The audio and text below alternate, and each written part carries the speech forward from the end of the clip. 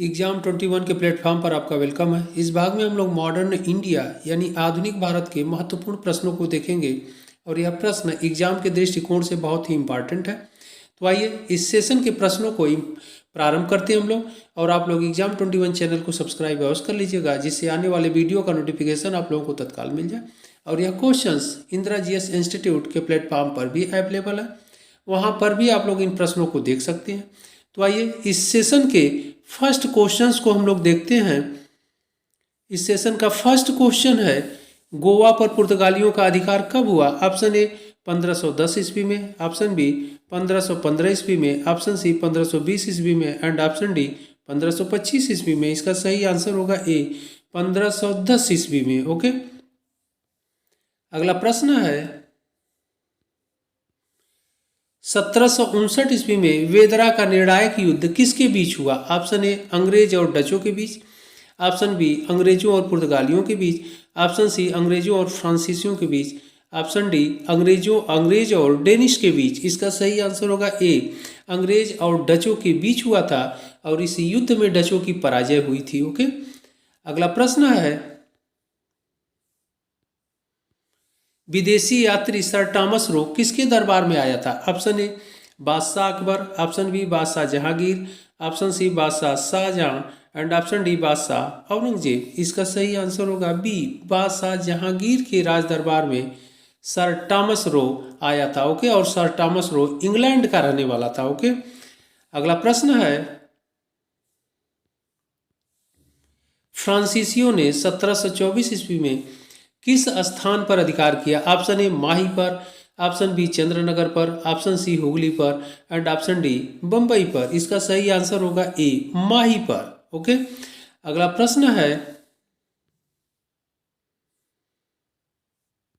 भारतीय औद्योगिक आयोग की स्थापना कब हुई? ऑप्शन ए 1916 में, ऑप्शन बी 1920 में, ऑप्शन सी 1924 में एंड ऑप्शन डी 1926 में। इसका सही आंसर होगा ए 1916 में भारतीय औद्योगिक आयोग की स्थापना हुई है।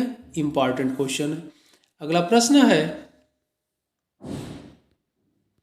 दादा भाई नौरोजी ने 1868 ईस्वी में भारत की प्रति व्यक्ति आय का अनुमान लगाया था।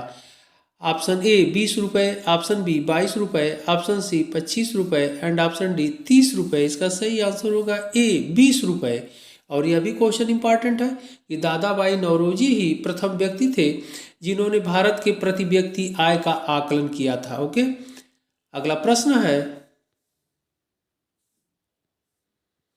भारत में सूती वस्त्र की प्रथम मिल 1853 ईस्वी में स्थापित हुई। ऑप्शन ए बंबई में, ऑप्शन बी गुजरात में, ऑप्शन सी हुगली में एंड ऑप्शन डी सिरसा में। इसका सही आंसर होगा ए बंबई में।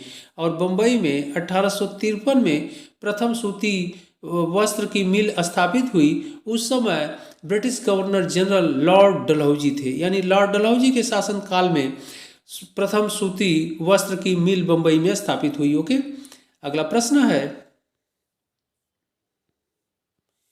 प्रथम जूट मिल की स्थापना 1855 में हुई। Option A Sirsa, option B Dhaka, option C Hooghly and option D Bardhaman. इसका सही आंसर है होगा ए सिरसा में। ओके, अगला प्रश्न है, इंडिया टुडे पुस्तक किसने लिखा? Option A R P Dutt, option B Dadabhai Naoroji, option C Bal Gangadhar Tilak and option D Gandhi ji. इसका सही आंसर होगा ए आरपी दत्त, रजनी पाम दत्त ने इंडिया टुडे पुस्तक लिखा। इंपॉर्टेंट क्वेश्चन है। अगला प्रश्न है,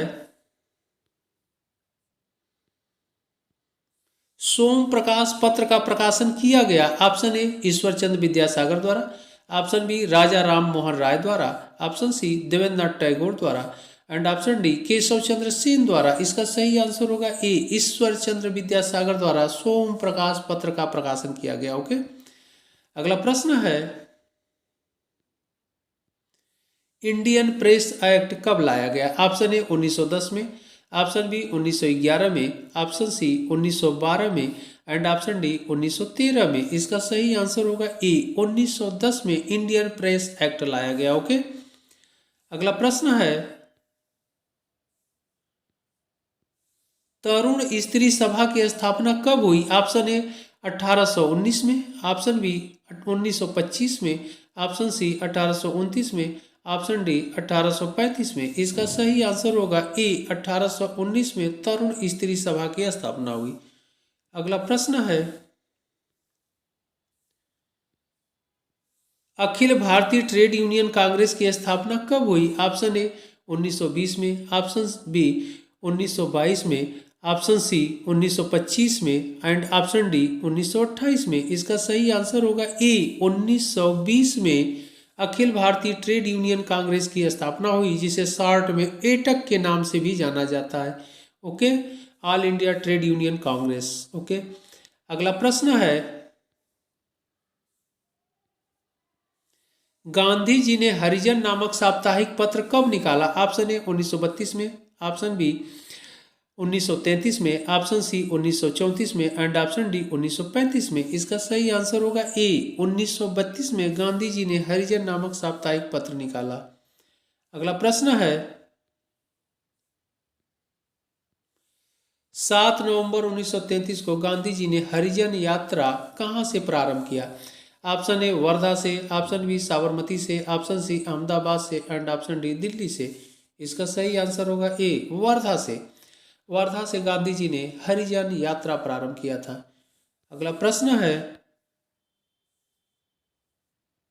भारत छोड़ो आंदोलन के दौरान चित्तू पांडे ने कहां पर आंदोलनकारियों का नेतृत्व किया? Option A Ballia, option B Bombay, option C Satara and option D Poona. इसका सही आंसर होगा ए बलिया में। चित्तू पांडे 1942 में भारत छोड़ो आंदोलन के दौरान बलिया में आंदोलनकारियों का नेतृत्व किया और चित्तू पांडे के ही नेतृत्व में बलिया में समानांतर सरकार की स्थापना भी हुई थी। यह भी इंपॉर्टेंट क्वेश्चन है कि भारत छोड़ो आंदोलन के दौरान उत्तर प्रदेश में कहाँ समानांतर सरकार की स्थापना की गई थी? तो बलिया।